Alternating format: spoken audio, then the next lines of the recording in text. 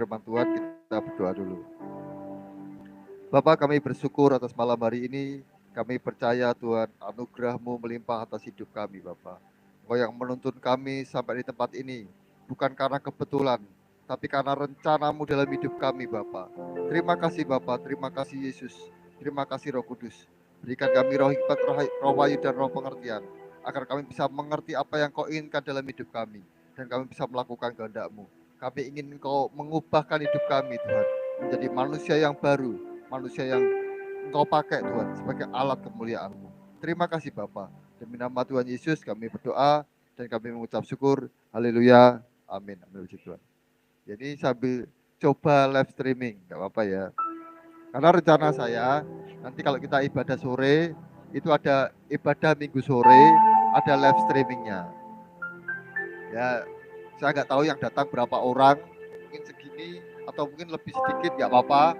Tapi saya mau mulai ibadah sore. Tadi pagi itu saya diteguhkan lagi dengan pesan dari teman di Misbah Doa Pagi.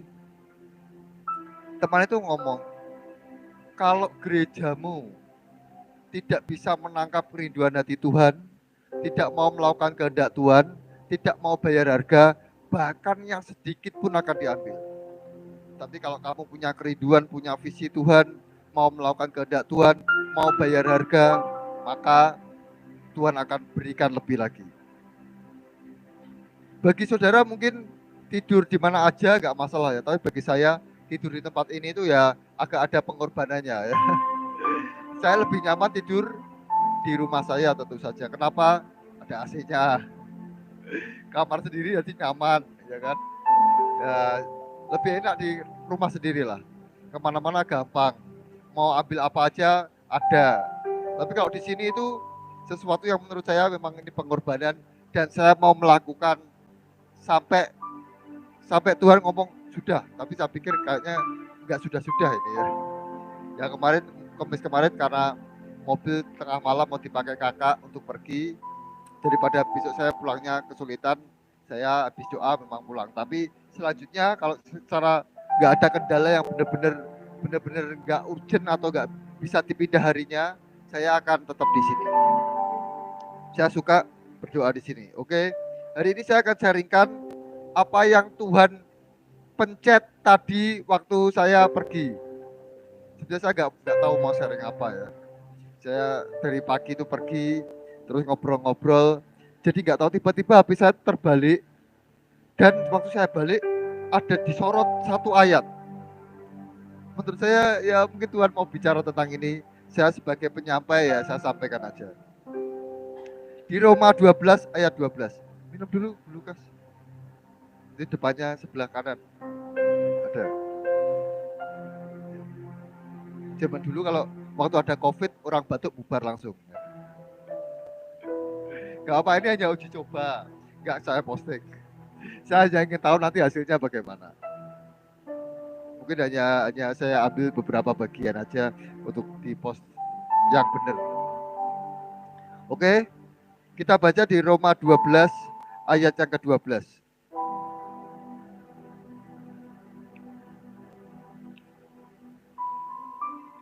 Ini pesan Tuhan, saya berharap kita semua bisa menangkap sesuatu ya. Saya juga bisa menangkap sesuatu, sama.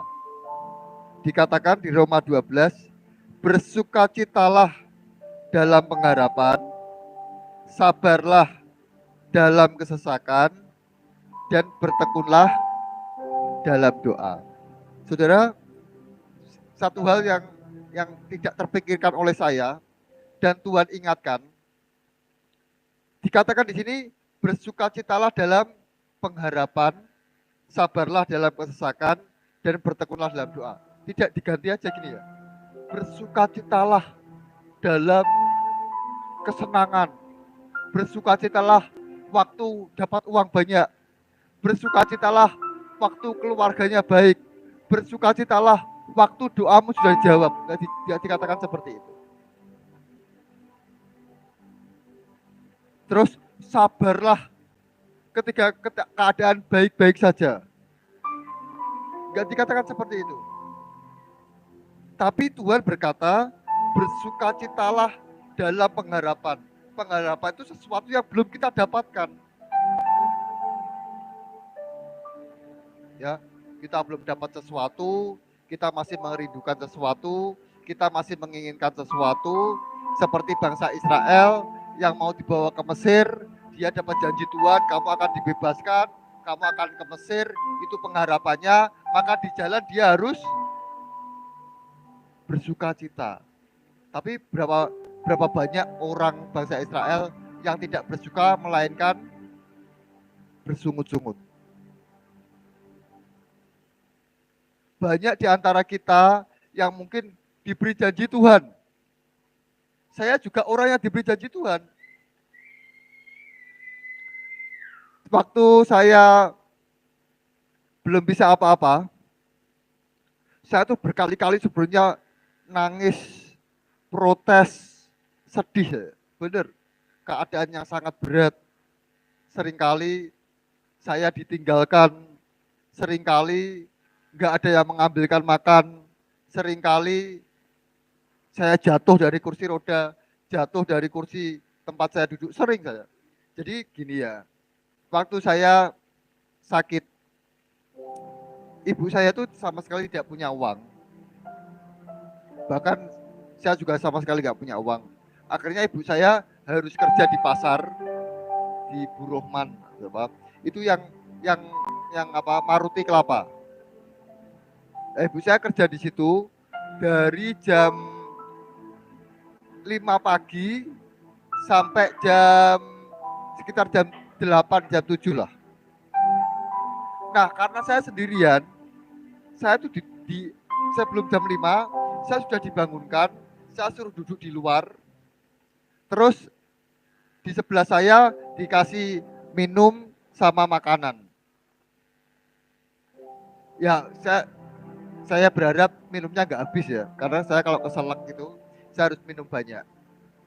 Tapi seringkali nggak habis sih kalau minum ya. Kalau makan tuh saya orang yang paling betah nahan lapar. Karena sudah terbiasa. Ya, sampai sekarang saya tuh nggak bisa makan banyak karena mungkin sudah terbiasa ya. Jadi seperti yang saya katakan dulu, saya tuh pernah puasa 40 hari. Pernah puasa 24 jam. Puasa 24 jam tuh nggak bisa tiap hari, nggak bisa. Jadi hari ini saya puasa dari jam 6 pagi sampai besok jam 6 pagi saya makan. 24 jam, habis itu saya nggak puasa. Karena nggak mungkin nyambung lagi kan. Ya, kalau nyambung lagi berarti berpuluh-puluh jam ya. 24 jam saya buka, terus puasa lagi besoknya saya 24 jam. Gitu terus sampai lama. Sampai lama itu, enggak sampai berapa hari atau berapa minggu, berapa bulan saya nggak ingat. Yang ingat ya, saya kalau yang puasa 40 hari itu ya lanjut. Tapi tidak terus nggak makan sama sekali. Saya makan minum 1 gelas sama makan mungkin sedikit aja dengan porsi yang sangat sedikit sehingga sering pingsan hanya untuk energi aja. Itu selama 40 hari. Jadi saya nahan makan tuh orang yang sangat biasa nahan makan, nahan lapar. Ya. Nah, seringkali ketika ibu saya kerja, saya refleks, kaki saya jatuh. Kemudian saya mau benerin kaki saya ikut-ikutan jatuh.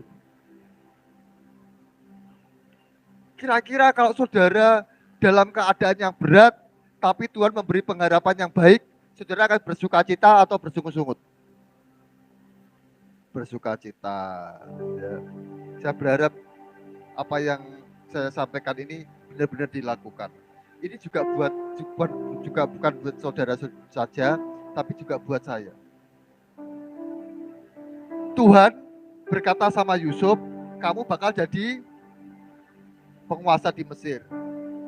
Terus dalam pengharapan itu Yusuf dijual jadi budak, di penjara. Dia bersuka cita apa bersungut-sungut? Kalau kita yang ngalami, orang tuh ngomong tuh gampang kalau belum nggak ngalami. Tapi kalau ngalami, belum tentu kita bisa loh. Sabarlah dalam kesesakan. Baru dionek-onek kayak aja wis emosi. Loh bener ini cerita apa adanya. Kan sesek toh, sesek gak apa-apa kalau dionek-onek kayak. Sesek ya dadanya sesek ya. Terus emosi apa sabar? Loh, ini fakta ya. Kita tuh harus ngalami supaya kita tahu. Orang, saya tadi ngomong sama Tipen,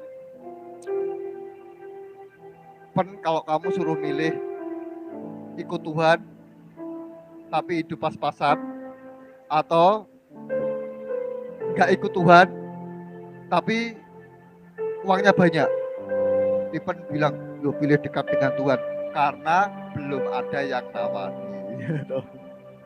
Kalau ada yang nawani, lo belum tentu.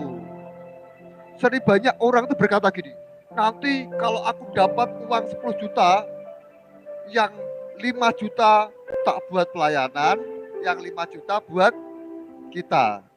Tapi setelah benar-benar dapat 5 juta, 10 juta, 10 juta, aku pengen tuku bit kurang 5 juta. Akhirnya jangankan 5 juta buat pelayanan, persepuluhan aja nanti dulu. Loh, ini fakta, ini fakta. Ya, kita, Tuhan ngomong bersukacitalah dalam pengharapan. Tapi ketika kita ngalami janji Tuhan tidak sesuai dengan apa yang terjadi. Saya punya teman namanya John Dimmer, dulu pernah kesini ya, tunanetra. Ya, tuh saya tahu tuh. Ya, dia itu pernah pingin nulis buku. Bukunya judulnya begini, ketika apa yang kita harapkan tidak sesuai dengan apa keadaan yang terjadi. Lah mungkin Pak John karena tunanetra, dia ingin melihat, kalau nanti kalau saya pergi ke Semarang, di bandara ada yang bantu, ternyata nggak ada yang bantu. Dia pelayanan nyebrang sungai supaya ada yang nolongi, tidak mungkin Tuhan mencelakakan saya, ternyata jegur di sungai. Loh, itu terjadi dalam kehidupan. Tapi Tuhan berkata, bersukacitalah dalam pengharapan. Kenapa? Karena kalau bersungut-sungut itu membuat hidup kita hancur sendiri. Apa sih yang membuat bangsa Israel tidak bisa masuk tanah Kanaan? Sungut-sungut. Tidak bisa bersukacita. Tuhan ngomong, karena mereka sudah 10 kali menista aku mati ini di padang gurun nggak ada ini, gitu terus. Akhirnya harapan itu tidak mereka dapatkan, benar-benar nggak mereka dapatkan. Saya salah satu hal yang Tuhan ajarkan saya dalam penderitaan, ketika saya dianiaya, diejek, nggak bisa apa-apa, ditinggalkan, nggak bisa makan. Ya, kalau saudara tahu keadaan saya, wah itu ngeri, saudara. Saya itu kadang malam, air kencing saya tempatnya nggak ngalir, jadi saya tidur dengan bau pesing saya sendiri. Itu saya alami dulu. Saya mau manggil orang tua nggak enak. Orang tua juga punya kehidupan sendiri, punya suami, punya kegiatan. Saya diam. Terus saya mau protes ke Tuhan. Tuhan, katanya kalau aku melayani Engkau, saya sudah melayani ini. Kalau aku melakukan kehendak-Mu, semuanya baik. Kok seperti ini? Mau protes gitu saya. Sudah nangis saya. Jadi saudara dulu itu, saya karena setiap hari nangis, setiap malam nangis. Sampai saya bernapas tuh gini. Setiap kali tarik napas, gitu. Gitu loh. Itu gak sehari dua hari, berbulan-bulan. Tiap hari malam nangis. Gak bisa kemana-mana. Gak bisa apa-apa. Tapi Roh Kudus ngomong sama saya satu hal. Ketika saya sedih, ketika saya menderita, ketika saya gak bisa apa-apa, ketika saya tertekan, dianiaya sampai saya nangis, Roh Kudus ngomong sama saya gini, ucap syukur, doa, katakan terima kasih Tuhan. Jadi saya sambil nangis, sambil tidur gitu gini. Terima kasih Tuhan. Terima kasih Tuhan. Terima kasih Tuhan. Karena keadaan nggak baik-baik saja. Terima kasih Tuhan. Sampai tertidur. Saudara mungkin nggak ngalami seperti saya.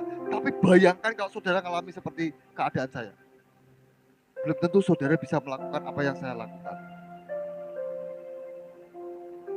Itu yang satu hal yang akhirnya membuat saya tuh tidak berpikir keadaan saya, tidak berpikir mungkin orang menuduh Tuhan jahat atau apa, saya tidak. Akhirnya saya dalam terima kasih Tuhan, saya tuh berpikir, terima kasih Tuhan, hari ini ada yang kasih aku makan. Terima kasih Tuhan, hari ini aku dikunjungi sama temanku. Terima kasih Tuhan, hari ini aku bisa nulis renungan. Gitu. Karena saya disuruh ngomong terima kasih Tuhan, yang terpikir dalam otak saya akhirnya kebaikan Tuhan. Coba kalau kita selalu bersungut-sungut, akhirnya kita nyalahkan Tuhan, yang dipikir cuman jeleknya. Akhirnya kita mengutuk Tuhan, mencela Tuhan. Bersukacitalah dalam pengharapan. Ya, kemudian yang kedua. Yang kedua apa? Tadi sudah saya singgung sedikit, sabarlah dalam kesesakan. Sesek, dionak-onaknya sesek ya Pak Paro ya. Tapi kalau nggak sabar gimana? Namanya sabar itu ketika kita dihadapkan sama orang yang jengkel ke. Kalau kita dihadapkan orang sama orang yang baik hati, perlu sabar nggak? Nggak perlu toh. Wong orangnya baiknya tak kasih uang, Mbak Bila 100.000 sabar, 100.000 sabar gitu kan nggak mungkin toh. Bener nggak? Wah, ulang tahun tak rayakan, bawa roti, bawa kado, sabar. Sabarnya nggak mungkin toh. Bener nggak? Orang itu bisa dikatakan sabar ketika kita menghadapi orang yang jengkel ke, yang ngeselin. Kalau kita dihadapkan sama orang yang jengkel ke, ngeselin, kita kepancing, berarti kita gagal dalam kesabaran. Ada gak sih orang yang setiap hari bisa bikin kita emosi? Ada gak? Ada pasti. Yang paling dekat kalau yang sudah menikah, siapa? Ya pasangan hidup kita. Terus kalau di jalan, ya orang yang sama naik jalan ya benar ya, harus sabar. Kita mau belok kiri, tiba-tiba ada orang nyelip dari kiri ke kanan. Coba bayangkan. Pinginnya ya turun ya di Uncali Bacarep ya benar ya. Kayak gitu. Tapi Tuhan ngomong sabarlah dalam kesesakan. Sabarlah dalam kesesakan. Banyak hal akan membuat kita menjadi tidak sabar ketika keadaan berat. Saya tadi diceritakan Pak Catur ya, tentang orang yang dia menunggu harus kirim, nggak punya uang, dia akhirnya nunggu di ATM untuk terima uang supaya bisa bayar sesuatu. Dia ditawarin, nggak mau. Kenapa? Kalau saya terima tawaran ini, tidak ada pertolongan Tuhan. Saya sebenarnya ngalami kayak gitu tuh berkali-kali ya. Berkali-kali. Saya seringkali dalam keadaan terjepit, ada pilihan untuk melakukan hal yang tidak baik, tapi saya pikir saya nggak mau. Saya itu punya banyak teman, saudara. Beberapa teman saya ada yang ngomong sama saya, kalau butuh apa-apa, ngomong sama saya, Pak. Ketika saya dalam keadaan terjepit, saya bisa saja ngomong. Contohnya nggak salah jauh, TV ini loh. TV ini sebenarnya sudah lama saya idam-idamkan, sudah lama saya inginkan. Kenapa? Karena kalau pakai proyektor nggak jelas, nggak kelihatan. Terutama yang tua-tua nggak kelihatan, nggak terlalu jelas. Terus saya tuh ingin seringkali, wah aku ambil Shopee aja, Nanti dibayar 24 bulan atau 12 bulan. Tapi saya nggak mau. Atau saya bisa ngomong sama teman saya, tolong ya, saya butuh TV untuk pelayanan, belikan saya TV ya. Bisa saya. Kira-kira dibelikan nggak? Nggak tahu, karena nggak coba. Bisa ya, bisa tidak. Ya kan kita nggak tahu keadaan orang lain ya. Kecuali kalau TV-nya harga 10.000 ya mungkin dibelikan ya. Tapi ketika kita sebenarnya ini dalam terjemahan lain dikatakan seperti ini loh. Dalam terjemahan lain yang saya bacakan. Ini kalau kita baca di terjemahan sederhana, bersukacitalah karena kita yakin bahwa harapan sebagai pengikut Yesus pasti terwujud. Saat menghadapi kesusahan, berdirilah teguh. Dan dalam keadaan apapun, tetaplah berdoa. Itu kalau saudara punya terjemahan sederhana. TSI namanya. Terjemahan Sederhana Indonesia. Artinya tetap harus kuat, tetap teguh. Aku nggak mau melakukan yang nggak benar. Aku tetap mau jalani ini dengan sabar. Puji Tuhan ya. Mungkin Tuhan deloi, oh yo, kowe wis sabar. Waktu saya pergi sama istri sama Stephen pelayanan di Cakrawala, tiba-tiba WA saya bunyi. Pak, beli TV, nanti saya yang bayar. Waduh, puji Tuhan. Tapi benar loh saudara, banyak orang berhenti pelayanan karena keadaan. Itu salah. Aku aja masih berat kok, aku gak mau pelayanan. Aku aja masih susah kok, hidupku masih gak enak kok, gak mau pelayanan. Maka dia gak akan temukan jawaban dari Tuhan. Saudara pernah dengar Yohanes Pembaptis? Dia itu anaknya Imam Zakaria dan Elizabeth. Waktu itu Elizabeth dan Imam Zakaria mandul lama. Gak punya anak. Padahal dia imam. Dia pelayanan. Tapi hidupnya seperti orang yang dikutuk. Gak punya anak. Hidupnya susah. Terus Imam Zakaria, saya gak mau pelayanan gitu gak ceritanya. Seandainya Imam Zakaria tidak terus pelayanan, dia berhenti pelayanan, maka malaikat gak akan bertemu dengan dia. Kenapa? Karena Imam Zakaria bertemu malaikat ketika dia pelayanan, ketika dia mempersembahkan korban, ketika dia melakukan tugas keimamannya. Jadi kalau kita mundur dari tugas panggilan kita dalam Tuhan, hanya karena keadaan, itu tidak akan menjawab doa. Tidak akan.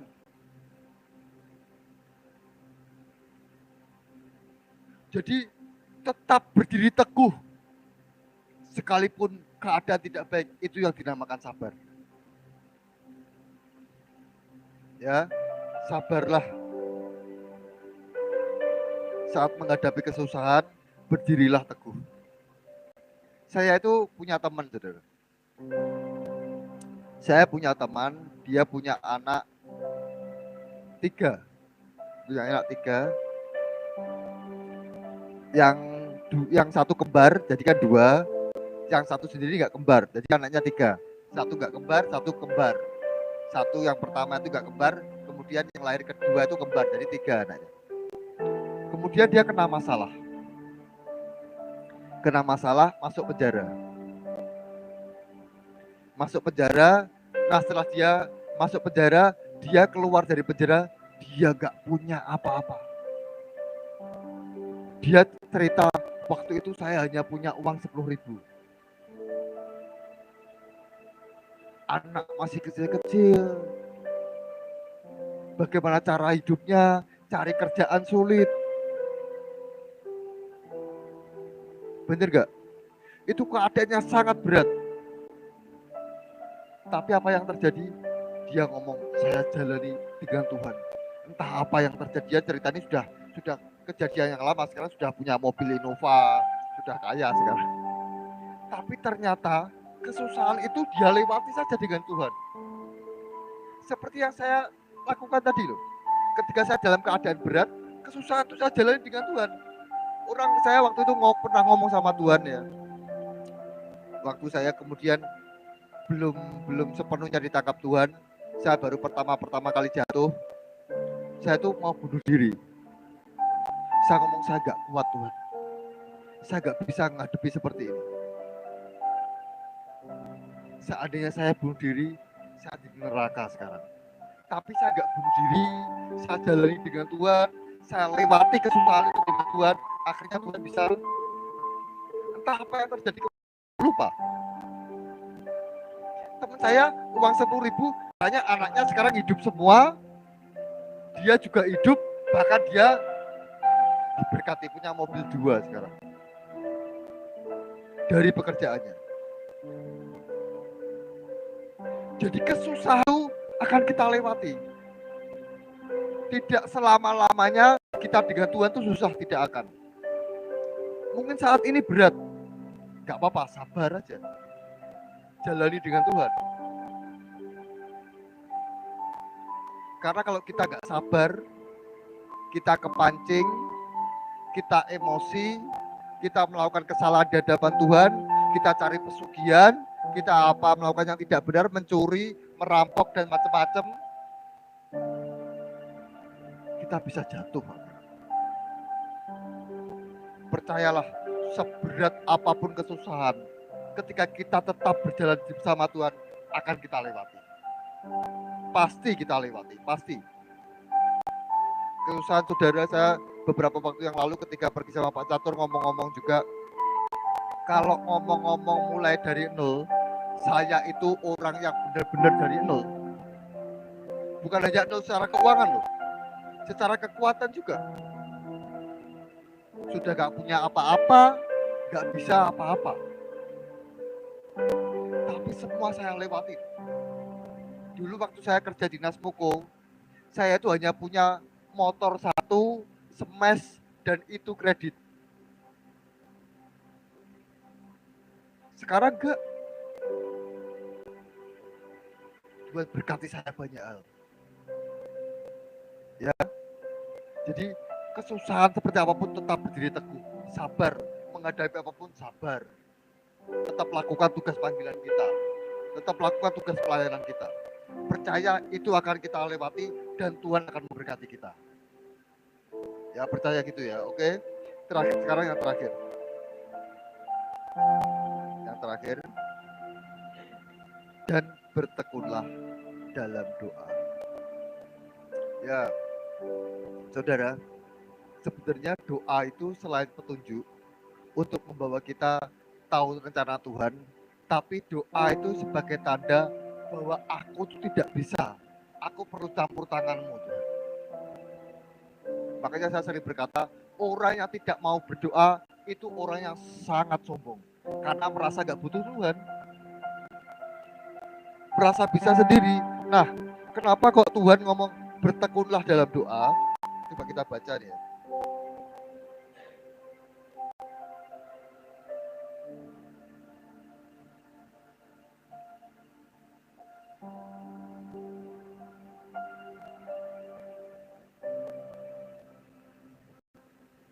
Ya, dibaca di Lukas ayat Lukas 18 mulai ayat yang pertama.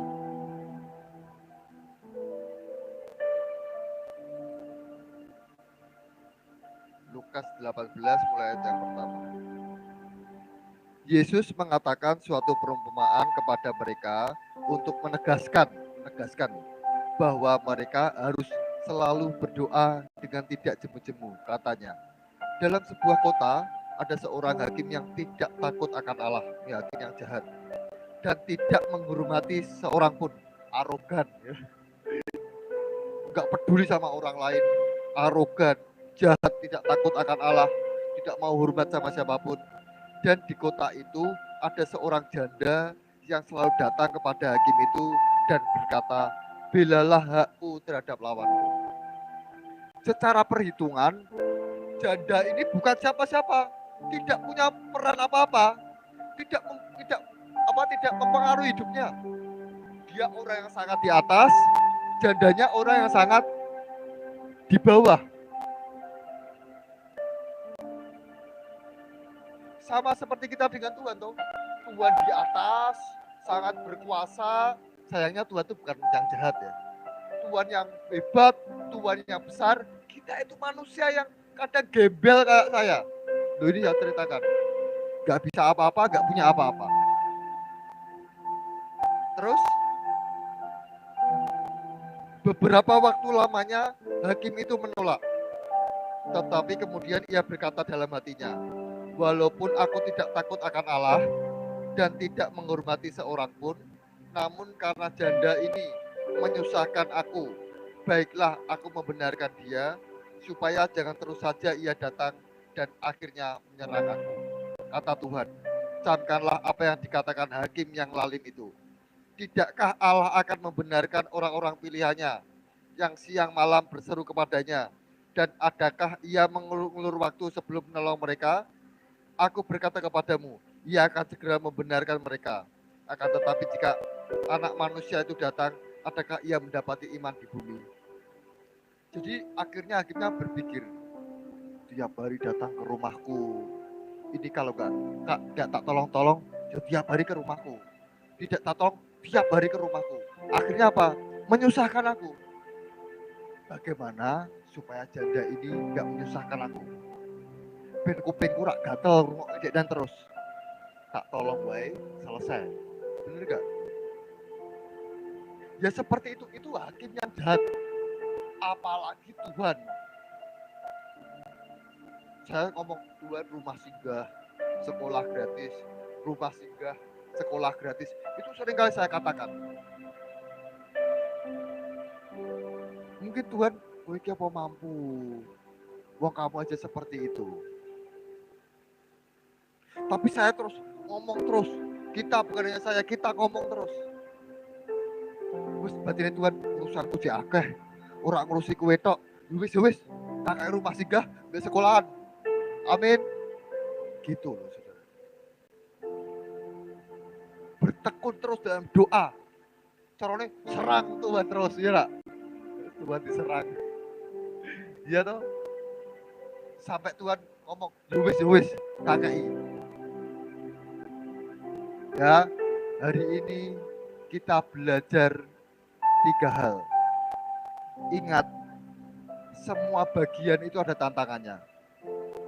Kita tetap bersuka cita sekalipun keadaan tidak baik, tetap sabar. Ya, seperti yang saya katakan, kalau sabar nerima uang saem, sabar ya nggak mungkin ya loh. Saem mau sabar kan nggak mungkin loh. Tapi saat dionek-onekke, saat dianiaya, saat ditindas, dia sabar, harus sabar. Tuhan mujinya kita ya lewat orang seperti itu, lewat keadaan seperti itu. Tuhan mujinya kita gitu. Kalau orang nggak pernah diuji ya nggak tahu, tidak tahu.